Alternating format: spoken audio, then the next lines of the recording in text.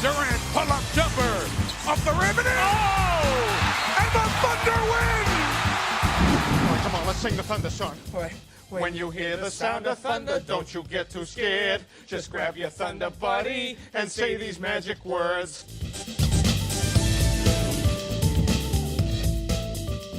Hello, welcome back to another edition of the Thunder Buddies podcast. The first one in, what's it been, a month maybe? Been a while. I'd say a month, I think. Yeah, at least. But not, I mean, stuff has happened since then, but it hasn't been hugely active. I think the last time we talked, free agency was basically done. LeBron had already gone to the Cavs. Everything had kind of fallen in place. We knew Love was probably going to go to the Cavs. But the schedule was released, which kind of allows us to look forward a little bit. I always like it when the schedule comes out. Why? Just because... Well, you get to know where the next 6 months of your life is going to be spent. Yeah, true. Where is your Christmas going to be? And it also makes the season feel real. Like, here it comes. No, that's true. Even though the NBA, unlike, something like the NFL or, college football, although I guess college football, the conference games you're going to play. But you just, in the NBA, you're going to play everybody. You're going to play everybody multiple times. You're going to play at everybody's, house, and they're going to play at your house. Mm-hmm. But I guess, in some ways it is fun. But it's good to know LeBron's coming on December 11th. Yeah. John Wall's coming January 2nd. Who's starting the season where? Yeah. They're starting on the West Coast and then going on the East Coast. Where's the Christmas game? Yeah. So that's what I like most about it. I liked the Christmas game last year. Man. You got to go to NYC. That was cool. Yeah. All right. Well, you just want to jump right in the schedule? Let's talk I got about some the categories. Schedule. All right, we'll start with the easiest one. 3 biggest games in your mind, and I guess I'm just going to lump both Cavs games, probably what everyone's most excited about, just because it's LeBron Durant. We're at a time in the NBA where it's very clear, at least in most people's estimations, it's very clear who the best player in the game is. It's very clear who the second best player in the game is, and they play the same position. They guard each other. So when they match up, isn't it the marquee matchup in a league that's driven from star players? When the 2 biggest stars play and guard each other, it's probably the biggest matchup of the season. Yeah, I think the first one's definitely bigger than the second one. The second one, there's a couple problems with. It's the tail end of a 5-game trip for the Thunder. Yeah. So they're going to be tired. I think that's going to take away from the... It will, but you never know how it could play out, It could be a great game. Ibaka may be out. It could be a great game, but the chances are, because the Thunder will have been on the road for like 9-10 days by that point, I think they're going to be prone to being fatigued. Yeah. And the Cavs will have been at home.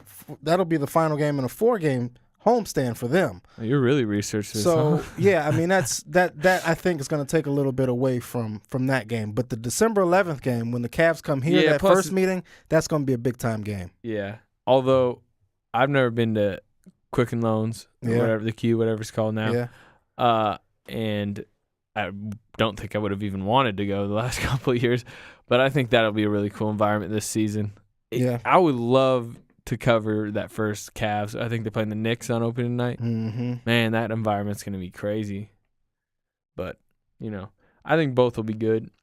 Because I think both those guys, when they're cross-matched with each other, I don't care if it's a back-to-back. I don't care if it's the last game of a road trip. When they're cross-matched with each other, remember what happened in, I think it was the Miami game last year? You're going to be on the edge of your seat. Yeah. You have to no matter be. what. All right. Beyond that, this is kind of any Spurs-Thunder game is big. It's kind of weird to me. The Spurs don't visit Oklahoma City until April 7th.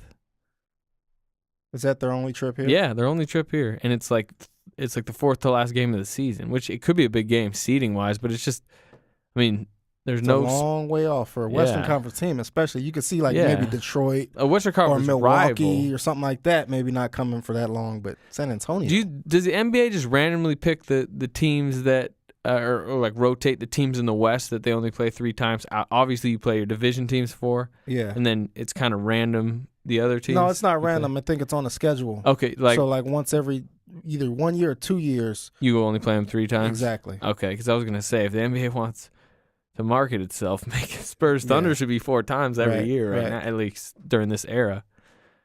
So, that's going to be big, the Christmas game. Yeah. from a personal standpoint, as far as either one of us is going to the Christmas game, San Antonio is probably not the place. Like I said, going to New York last year was San Antonio. I know. Going to New York last year was crazy, but the game was awful. This year, going to San Antonio is like meh, very meh for Christmas time. But the game's going to be, I mean, big time. That's probably. Is that a better game? It probably is a better game. It's not a better storyline, maybe, but it's a better game than Cavs Heat, right? Yeah.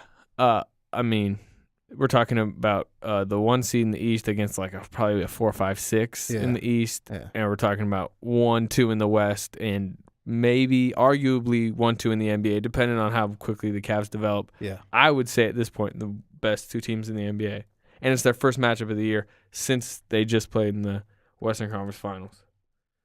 But you never know with the Spurs. Popovich might.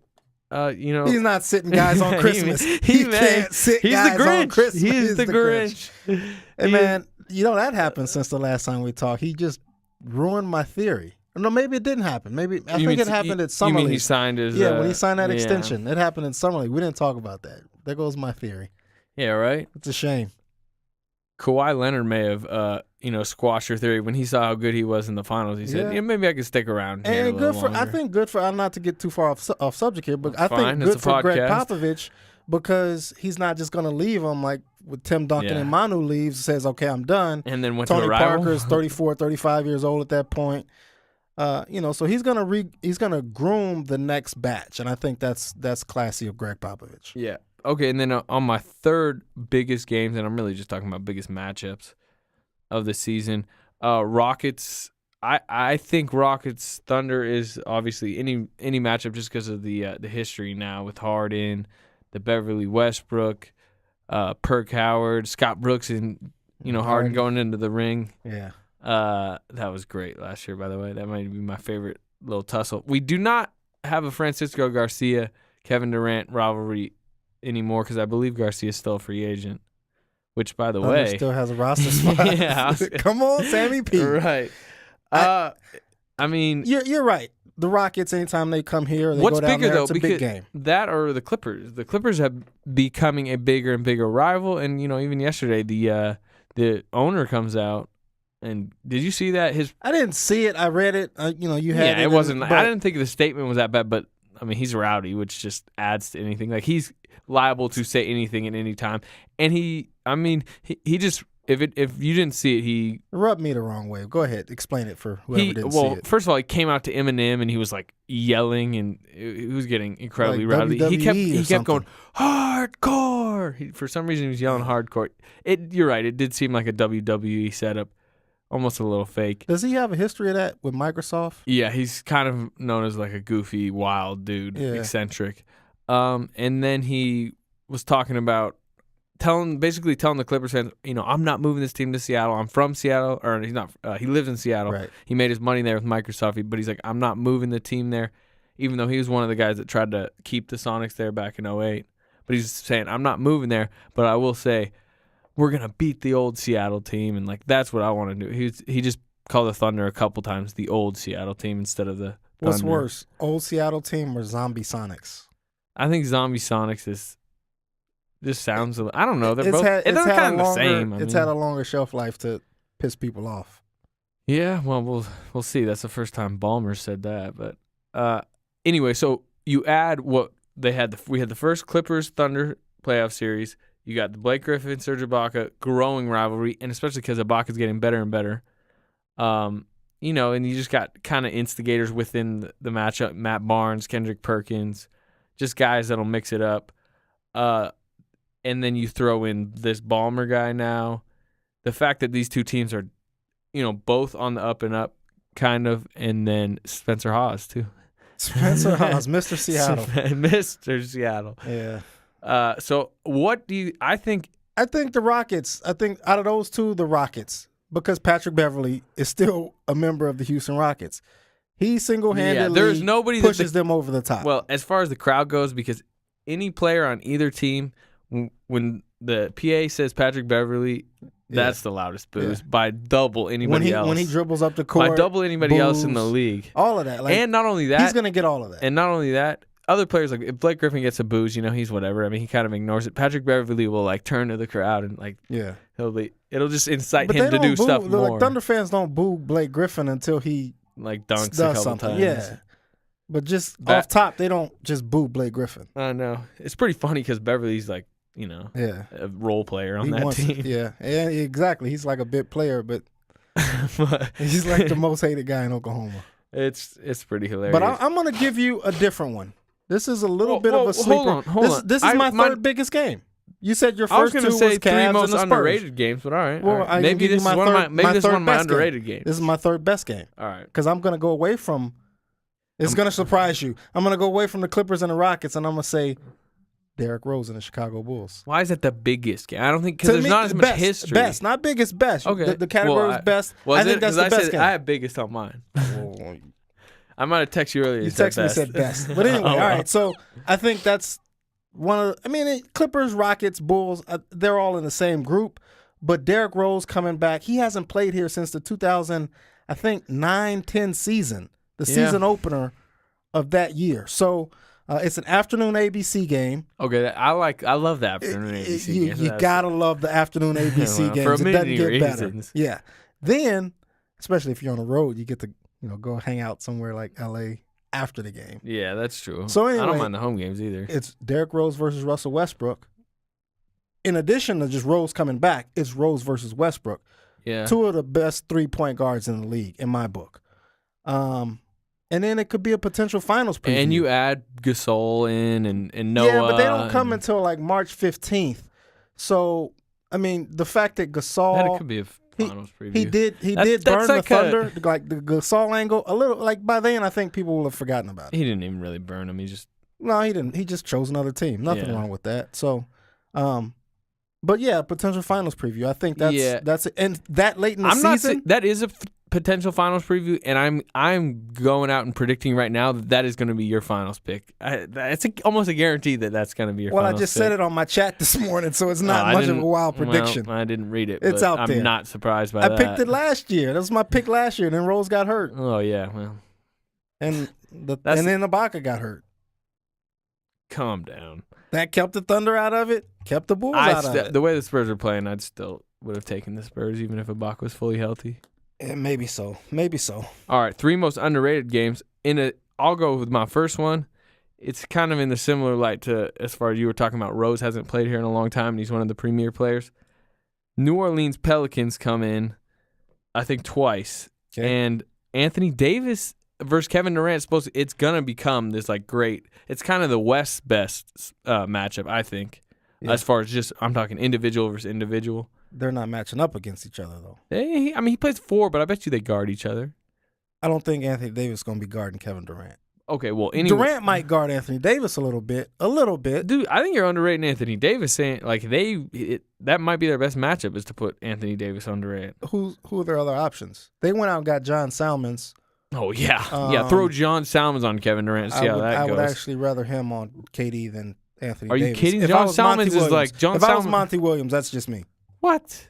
John Salmons doesn't play defense. He's like known as like just like a black hole. You want Anthony Davis guarding 25 feet away from the basket. Well, I mean, that's like putting Matt Bonner or Serge Ibaka on like a shooter from the Heat, Ray Allen or Rashard Lewis or Mike Miller. Like you're bringing the league's best shot blocker or one of them away from the basket and taking away what he does best. Well, I mean, he's a pretty good, perimeter on ball defender too. He can move his feet, but you don't want him guarding Kevin Durant. I don't know. I mean, what are you going to put him on Serge? Yeah. Put him on Serge. Serge's going to do the same thing. Step out and pop. He's going to step away, but it's 15, 16 feet. I think there'll be times when he's on. We'll Durant. see. Listen, I'd like to see it. I'm huge on Anthony Davis. I want to see him continue to progress and develop. If he's able to guard guys like Kevin Durant, more power to him. I think he's going to become. He can. Well, look, we're talking about a guy that people are saying is like the next in line for like these MVPs potentially. Right. If he's going to be MVP, he needs to be like an all-around type player where it's like, on some nights, he's, shot blocking, he's doing this, he's guarding close to the basket. But, hey, Kevin Durant's in town or, I'm in Oklahoma City, well, then he should be guarding Kevin Durant. Who's going to start at the 3 for the Pelicans? Take the challenge. Who's going to start? I mean, I don't believe they have Al-Farouq Aminu anymore. No, he I don't know if he left a free agent or got Let me go to traded, their but roster. he's gone. But anyways, while I look up their roster quick, my point was, if you remember, Anthony Davis did not play one game against the Thunder last year. He was injured in all 3. Mm-hmm. And I think if you go back to his rookie year, he only played like one. We've never even really seen him play against Kevin Durant. Yeah. So that to me is an underrated matchup. Okay. Hey, guess what though? You know why you could throw Anthony Davis on Durant? Because you got Omer Asik back there now. Yeah. He's I still don't think solid- Anthony Davis can guard him. Okay. Here are your other options. Ryan Anderson, no. Luke Babbitt, no. Tyreek Evans, no. Jimmer Fredette, no. Eric Gordon, no. Drew Holiday. Darius Miller's Miller's maybe an option. James Sutherland, an option. Other than that, it's bad. Yeah, it's not. It's not. They need a 3-man. Yeah, they do bad. Aminu was the guy that I was guarded him kind of. most of last I wasn't high on that roster, but I sort of like what they were building with Drew Holiday and Eric Gordon, Tyreek Evans, Anthony Davis. They got some talent. Getting Asik, Anderson's a good shooter. Ryan Anderson, but man, they need a 3-man. Yeah, That's a big hole on that roster. yeah. Are they gonna? Well, Well, the funny thing is their roster has Tyreek Evans listed as a small forward, which he's not. yeah. But they might just be like, He lit up the Thunder last year. yeah, that one game when he had 42. Oof. All right. Do you got an underrated game? Now finish your other 2, and then I'll do mine. All right. November 7th, early in the season, Zebo and the Grizz come in for revenge on Steven Adams and the Thunder after I don't necessarily agree with this because I think when we were going back to Oklahoma City, driving back, and nothing was in our mind about the Randolph punch. Remember, I mean, nobody even really knew ran about out it. of gas. We were more worried about running out of gas. That's actually right when the Randolph thing broke. Yeah, we finally pulled over, got a gas station. Damon Fontenot, Swaggy P. Swaggy P. Known on this podcast as Swaggy D, was our driver coming back from Memphis game. What was that? Game 6. Game 6 after, that was a big, there was a That was headline, a big KD game. It was the headline to the Durant KD's game. revenge, basically. Yeah, on us. Yeah. So we're driving. We're in the middle of like Arkansas or something. Who knows where we are? And Damon Fontenot is like, push it to the limit. That's it. That should be his nickname. Push it to the limit, because that's what he loves to do. He likes to live on the edge. He does. And so this fool, we're in a big Swaggy expedition. D. This is like a 26-gallon tank probably, and this fool wants to push it to the limit. The gas light is on and has been on. No, for not like only is the gas light 20 on, miles. it says how many miles to go, and it says 2 miles to go, and we're in like the middle of Arkansas, and he's like, I in think the middle we'll get there. of nowhere. And then the car you just hear the car go like, pop, like it Dude, kind of went. We start. What is it called? Drifting, something. But I will say he made Behind a a big solid 18-wheeler. maneuver to. He pulled it out. He pulled it out. He like slid behind a big rig, got in the draft, and it took us all the way to an exit, which he somehow, pretty dangerously, I have to say, took that left-hand turn, swooped right in, and we like landed right at the gas station, right in time. And that is when I looked at my phone and said, Zach Randolph suspended for Game 7. Yep. But anyway, so That's I gonna don't be a good necessarily game. agree with this sentiment, but the Memphis sentiment, which I've heard, on talk radio, I remember after the season hearing an interview with Tony Allen talking about how Steven Adams is a cheap shot artist, and they're saying they would have won Game 7 if Randolph was eligible. I think the Thunder going back home. I think the Thunder were going to win that. In Oklahoma City. I don't agree, No. but they think that, and they're in their minds are Well, coming they're back for supposed to think revenge. that. Yeah, Good- I'm good not for them. blaming them. Good for them. So I just think that'll be kind of an interesting storyline, and the Grizzlies Thunder games are always good. People around the league think Steven Adams is a cheap shot artist, and I don't understand why. I don't either. I don't see him doing anything dirty. Like if he, I see him being physical, but I don't see him being dirty. I just think he's kind of like one of those like little league 12-year-olds or 12-year-olds in Pop Warner that are bigger than a lot of kids, but don't realize it. They don't understand how strong they are, and they don't understand the physicality. He doesn't like understand that he's pushing people out of the way. It's just he's a rugby guy. Yeah, he's just I doing like what it. he said though at the end of the season. Everybody told him how physical this league was. He came in trying to prepare for it, and then now people are telling him he's being too physical. Yeah, and it's like, sorry. Yeah. Thought you told me this was a but the physical thing league. is, there's no reason for him to change. He's not the one getting teased. He's not the one getting ejected. True It's that. the other way around. True that. Well, but I mean, we don't want to get into a Steven Adams discussion right now on his future because we'll start talking Hall of Fame and anyway. But that's a good matchup. You want my? When are they building the statue outside Reno Avenue? When's that? I don't know. You got I mean, the date I've yet? got I don't have the date, but I got the petitions, and I'm getting close to Okay. at least bringing it to the board Now, of will it governors. say Stone Cold on the statue, or will it just say Yeah, Steven it'll Adams? be Stone Cold, and he'll be holding two Bud Light can. Can I get a hell yeah? All right. What's your third game?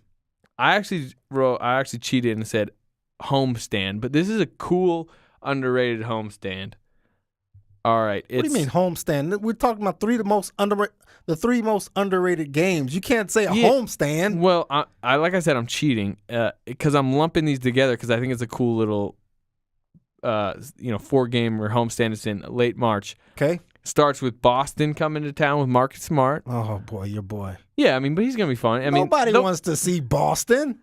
Rondo's gonna be back, and honestly, there's gonna be some OSU fans at the game wanting to see Smart. Yeah.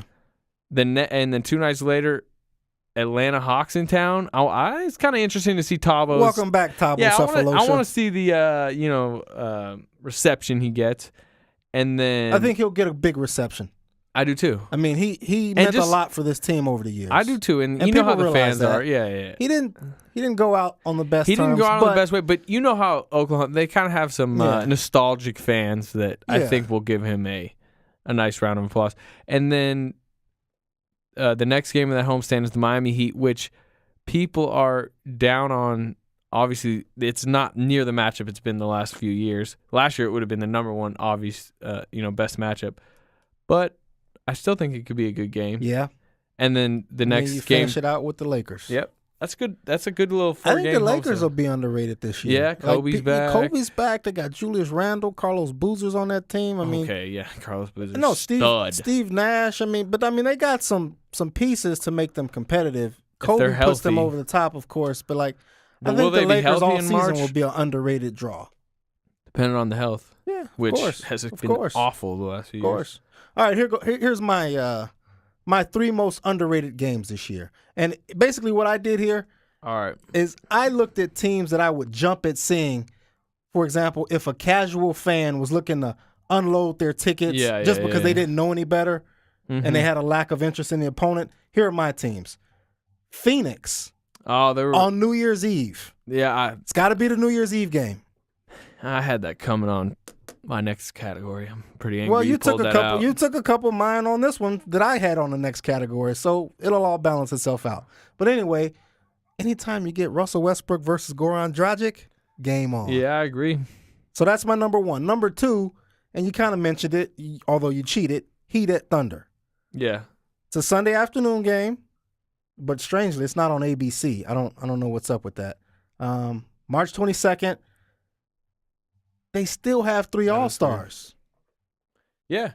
Well, Wade, Bosch, and now Luol Deng. yeah.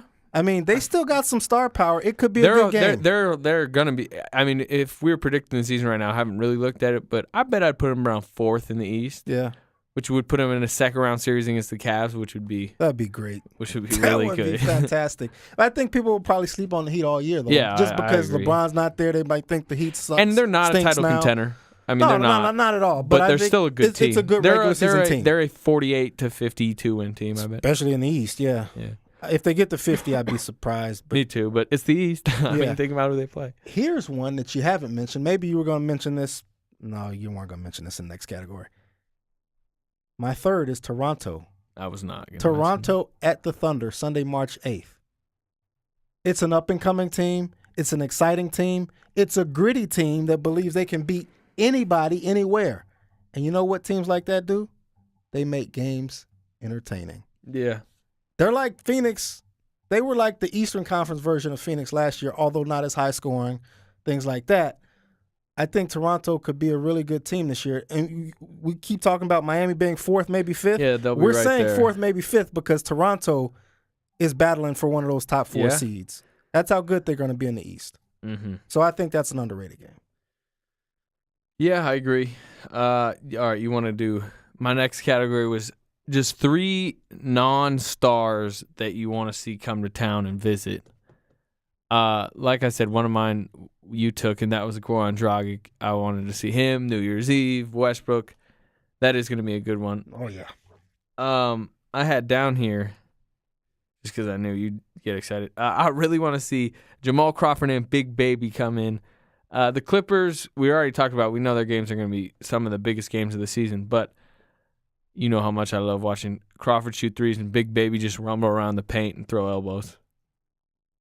Is Glenn Davis still with the Clippers? Yeah, I think he just signed let me make sure, but yeah. Continue.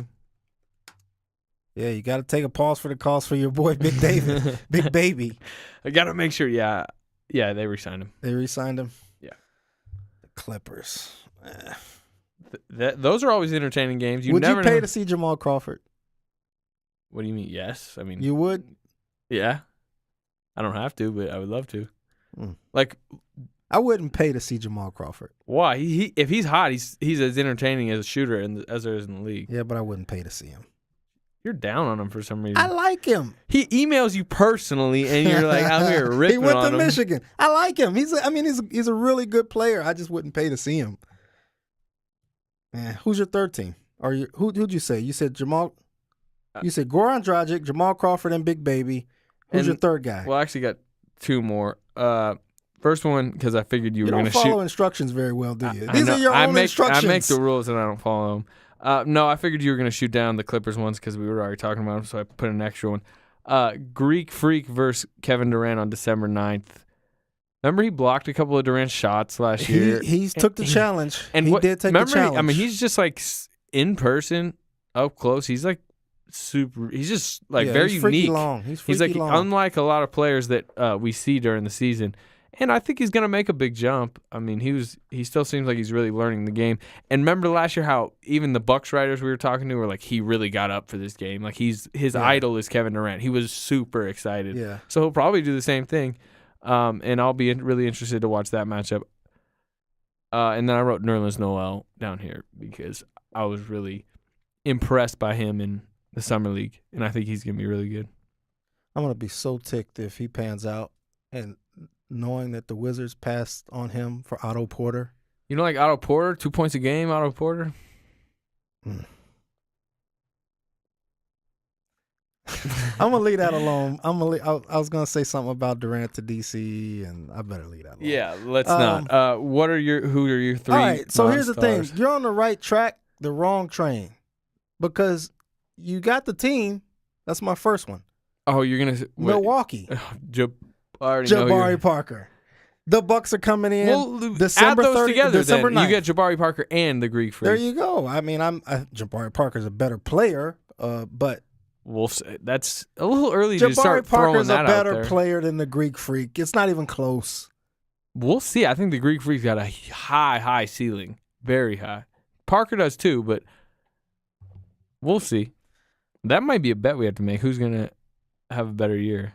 We'll save that for our preseason predictions. All right. We got to get some good preseason predictions this year. Yeah. Those things lasted us all season, basically. All right. Oh, Mitch man. McGary's going to be one of them, too. He's going to be this year's Steven Adams. Yeah. Everyone's asking, Well, how Mitch- much is Mitch McGary going to play? Well, I was going to say I'm going to easily win that one because I'm going to say over under like 25 minutes on McGary, and I'm going to go easily under. You're going to be, I don't know, man. Maybe under. He should be starting by midseason over 32 Serge minutes. Ibaka. 32 minutes is what he needs a night. All right, Jabari Parker's my first. My second, and you took this, Anthony Davis. He's coming in December 21st and February 6th. You hit the nail on the head. He didn't play in I wouldn't the peak. categorize him as a non-star, but go He's a ahead. non-star. He's a non-star. He made the All-Star team, All-Star team last year, and he was if 21. Anthony Davis, he's an All-Star, but he's not a star. He's about to be. He's about to be. I I agree. really think he already if is. Anthony but Davis was on public transportation, probably in some parts of New Orleans, people They'd all wouldn't know who he is. I'm pretty sure they go, yo, check out that dude's eyebrow, Yeah. bro. Those are the two things that stand out. He's like 6'11" and he's got a unibrow. Other than that, you wouldn't know who he is. You I wouldn't pay think you attention to would. him. But anyway, you're right. He didn't play in the peak all last year because of injuries. It's a good chance to see one of the up-and-coming greats in the game, and I wouldn't want to miss that. And my third, John Wall. Coming with the Wizards January 2nd. He's a non-star, too? He's a non-star. Jeez. He wasn't even an all-star. Was he an all-star this year? Yeah, he was. He won the dunk contest. Did he make the all-star team? Yeah, he did. I'm going to make sure, but yes, he did. I think he did. Sure. I think he did. You're right, because he was gunning for it. He was gunning for a max deal. He got that, and he was gunning for an all-star appearance. Yeah, he was all-star last year. Yeah, another all-star who's not a star. Like, he's not a household name. A star to me is a household name. LeBron, Carmelo, Wade, Kobe, KD, Rose. Those guys are stars. All right. Westbrook, Harden. Harden's a star. Dwight Howard's a star. Chris Paul's a star. Well, yeah. But I wouldn't put Anthony Davis and John Wall in that category. Okay. They're in that Goran Dragic category. Nah, I think they're a little more known than that. Goran. All right, but those are my three. All right. One road trip you're most pumped about. It's hard to get pumped about these road trips. I know the one. I'll just say this. I know the one would be super pumped about, but problem is I already know I'm not going to be able to go on it. Unbelievable. But it's probably the one that I'm pumped for. Yeah, that's probably why you're not going. And I'm like, I kind of saw the early part of it. I was like, oh, yeah, I could do it. And then I saw Washington was in it. And I said, no chance. Yeah. No chance. Yeah, that's the one I'm most pumped for. Yeah, Orlando, Miami, Washington, Atlanta, Cleveland. January 18th through the 25th. If Washington wasn't in there, would you have let me go? If it was just Orlando, Miami, Atlanta, Probably Cleveland? Not just because the Cleveland, LeBron, KD thing. I mean, okay, LeBron goes. Oh, never mind. This is way too hypothetical. Let's hear it. Come on. This is what the podcast is for. I was saying if LeBron went to like a Western Conference team, so he's not in Miami anymore. Yeah. And Washington wasn't on that road trip, would you have let me do an Orlando, Miami, Atlanta, Cleveland? I know you like Miami, but Miami's not as appealing team-wise. If LeBron stayed in Miami, a Miami road trip was coming your way this season. I'm about to break down over here. Even if it was grouped with Washington? Yeah, that would have been tough. Yeah. That would have been tough. Yeah, but the only problem with that road trip that kind of takes away my excitement a little bit is that I'd be on the road for like 10 days. Yeah. Like, that's a long road trip. It's a 5-game trip, but there's some good cities on there. Like you said, Miami, Washington, Atlanta. Actually, you're only going to be on the road for 6 days. Let's say you leave the 17th. It's a quick road trip. No. You get back this. Well, let's see. Let's figure this up. I already looked at this. Oh, this. you're right, actually. No, I didn't see the Orlando game. I'd leave Saturday, the 17th, to get to Orlando. And you'd get back the 26th, so it'd be a 9 or 10 day. Yeah. And then you go right back, or, it may not be you. Back. It may be me and back at MSG, baby. Oh, yeah, I'm not going to Knicks. Okay, I'll take Knicks Memphis trip. I'm not. Which, you know what? Memphis grew on me because of that barbecue place we went to. You're just gonna go back. So you I only want to go to. I don't care about New York. I wanted to go to Memphis on that road, that 2-game trip, January 28th, 31st, because of that barbecue spot. Central Barbecue in Memphis is the best ribs probably I've ever had. Okay, how about I fly to New York and then fly back here, and you and Swaggy D hop in the Escalade and drive down to Memphis like 3 days early. I don't want to run out of gas. So you can eat at Central. All right. I think that's by far the best road trip. The other road trips, they're short. They're like crummy cities sometimes. It's just like there's nothing to get excited about. That clearly I think is the best one. I think early on, if you had the home opener, which is Denver November 1st, but for the first 5 games, you got Portland, LA to kick the season off, then a quick home game, then back out on the road to Brooklyn and Toronto, with 2 cities that I know you love. Yeah, but here's the problem. My birthday's November 2nd. Okay? Mm-hmm. That means I got to travel on my birthday to get to New York for Monday, November 3rd at Brooklyn. And then they give me Toronto, probably a top 3 city on the NBA circuit, on the second night of a back-to-back. I don't know. Explain that to me. You always love Toronto, and I can't hate on Toronto. I actually know a guy that, he pitches for the Blue Jays, and he loves Toronto too. I don't see why more NBA players don't want to go play in Toronto. Well, from what I've heard, it's like a very clean city. It's like a cleaner New York. Yeah. It's like a cleaner, smaller New York. That's what it is. I think the taxes is like an issue there, and then just I've heard something like that, but you're a freaking million. Like if you're making $12 million a year, I don't know. Kyle Lowry. I feel like the whole country. What difference does it make? The different country thing kind of might trip people up a little They bit. speak English. I know. I just mean like the fact that, you know, they're like, I'm not even living in the United States. That just might be kind of like make people hesitant. And Yeah. I think I've never been there, but I think from the sounds of it, You got a passport? no. We got to get you a passport. We got to get you a passport because, quite honestly, I'm looking at not going to that trip just because they screwed us. Well, not us. They screwed me. I got to travel on my birthday and Toronto on the second night of a back-to-back. Brooklyn, Toronto be a solid trip. We'll talk about it later, but that one's You got a to good get one. yourself a passport, young man. And then the ones I'm kind of eyeing that are interesting to me is two times in the first couple months. There's a Sacramento Golden State back-to-back, and I'm from. Yeah, you're going there. Do I get Sacramento Golden State LA and Yep. the Golden State Sacramento one later? Yep. Oh, I'll take those. Yeah. Rule of thumb on this beat: you always go home. Yeah.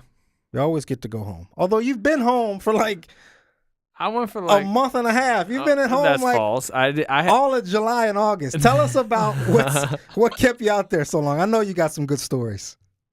not for the podcast. All right, we'll talk about that after. Well, I mean, I got some. All right, yeah, I went out there for I'd say about 3 weeks. You did a Google Hangout while you were going across the Golden Gate Bridge. Yeah, That was cool. that was pretty cool. I had an LA trip, which was real fun. I got to go down to Santa Monica, Boardwalk, Venice Beach, which is people watching Central. You running anybody? You know who I ran into? Grumpy Cat. I'm sorry, you're gonna have to educate me. Yeah, right. Have you seen those memes? It's like the cat that it looks like kind of like Greg Popovich, and it's like this super popular meme. Yeah, it's just a I cat. think so. I didn't even know it was a real cat that actually existed. We're walking one night on Santa Monica, and we walked by this real popular, like I don't know exactly what the store was, but I guess it was a popular store that celebrities shop at. And there was like it was gated off, and there was all these security guards out in front, and there was a crowd gathering. And we're like, oh man, like there's got to be a big wig hit. Like what celebrity's gonna be here? And we're kind of looking in the store, trying to figure it out. There's a limo out there. We're like, pretty attractive girl comes out that looks like, oh yeah, maybe that's like a singer. Like we were all trying to figure out who the celebrity was, and then suddenly this guy comes out holding the tiniest little cat in his hand. And then, like, there's all these groupie type people in the crowd that she start yelling, "Grumpy Cat!" The cat had groupies? There he is. And then the guy just brings it out, and everyone's taking selfies with the cat. It was one of the weirdest things I've ever seen. Did you get a picture with the cat? I took like a little like Snapchat of the people going wild. There was one very inappropriate comment from a girl Google at this. Grumpy Cat. I gotta Google Grumpy Cat. But that was one of the weirder trips. And then I went to North Carolina last weekend. And that's how I rounded out my trip. At the PGA tournament there, it was a good time. You've been all over the place. But I'm man. back. You've been all over the place. But I'm back, and I'm ready to crank out some content, and this podcast was one of it. But anyways, those are the road trips. I want to talk about a couple more things that happened while I was gone. Yep. World Cup related. FIBA World Cup. FIBA, okay, not right. FIFA. So We're not getting little Megan. brother World Cup. Basically. Yeah, way little brother. Yeah. But Durant pulls out. Yep. That was kind of the big deal. What did you make? Like, I don't know what your question is. I got a but theory. Let's hear it. Okay, so Colangelo came out recently and then said, Yeah. he kept it very minor. I don't. He probably shouldn't have even said it, but he's like, oh, it was a contractual situation, which made you think like, did the Thunder like make him not play in it? But then, I mean, it's against the rules for the Thunder to not make, like every NBA team, they're not allowed to keep players from playing in it. Right. So I don't think that happened. They're letting Serge Ibaka, who's coming off a calf injury, play for Spain, clearly. So I don't think it was that. What I think it was is this whole, Nike Under Armour thing. I think Durant he was kind of starting to get tired. He felt an obligation, but I think he saw his current negotiations with the shoe contractors as a way to say, hey, I'm doing this. I don't want to screw that up. They're offering me $325 million. I don't want to risk anything after I saw the Paul George thing. So I think he kind of maybe used that as an excuse to get out of it. That's and that's a guess. Yeah. Just because of the contract. He handled it poorly. He should have known. He should have said it before camp He started. He knew that this was coming up. So he should have known if he wasn't going to be able to commit to it, he shouldn't have committed to it. But he withdrew, quit, backed out, pulled out, whatever you want to call it, in the middle of their preparation. So he handled it poorly. Frankly, I don't care that he pulled out. I'm glad that he's getting rest. It would have been better if he just said it before camp. Maybe he says, I'll still compete in camp, but I'm not going to go to the World Cup. I think it's best for him to not play in it. I do too. I think it was the right decision. We all wondered why he was playing in it in the first place. So, I don't have a problem with him pulling out. He handled it poorly, though. No doubt about that. You talked to him at the head of his camp, right? I didn't talk to him. No media. What? Yeah. He's a superstar. Anyway. I didn't talk to him. I thought... Nobody talked to him. Really? That's surprising. They shut it down. Really? The night, like the day of, they shut it down? Well, the day before I was supposed to go out there, I got an email that said we were supposed to get a one-on-one with him. I think the Oklahoman's a sponsor of his camp and has been for a long time. And in the past, that's allowed us to get one-on-one access with him. And all we do is, I'll do a 3-minute video with him for News OK, a stand-up or something, or sit down, whatever it is.